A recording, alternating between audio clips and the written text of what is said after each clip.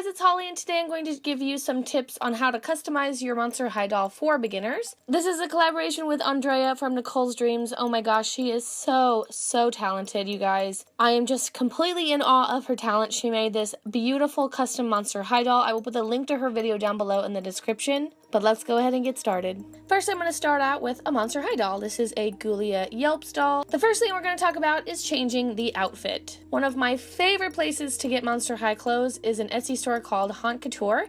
I've done videos on it before. They are absolutely amazing. They have an option where you can create your own dress. So I actually designed this little helicopter dress, and I think it's super cute. They're pretty cheap. I think it's like 10 bucks for them to make a little dress for you with it, whatever you want on it. I also purchased some additional items from eBay, including these shoes that kind of resemble clouds, as well as these white glasses that I think came from another Ghoulia doll. The second thing we're going to talk about is changing the hair.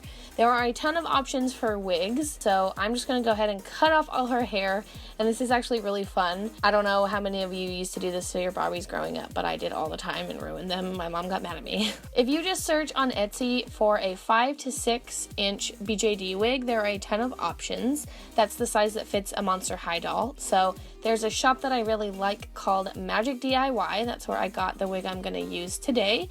They are made in China, and if you just go to BJD Wigs, they have a ton of different colors and styles. These are fur wigs, and they're really fun to style. So again, just make sure you get the 5 to 6 inch size.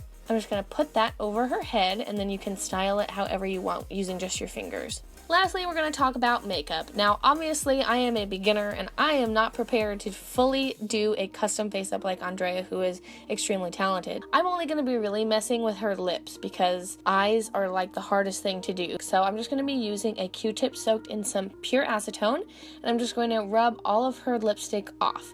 Now, I didn't realize until afterward that I got a doll that had a giant hole in her mouth because she came with teeth.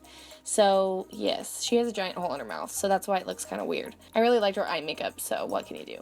I'm going to be using some chalk pastels, and all I'm going to do is rub a Q-tip in the powder and then use that to apply just like I would regular lipstick on a person. And I'm just going to do this until I get the color that I want. Then I'm going to add some blush, and I'm going to use a Q-tip but also my fingers to just kind of smooth it out to give her a little bit of color.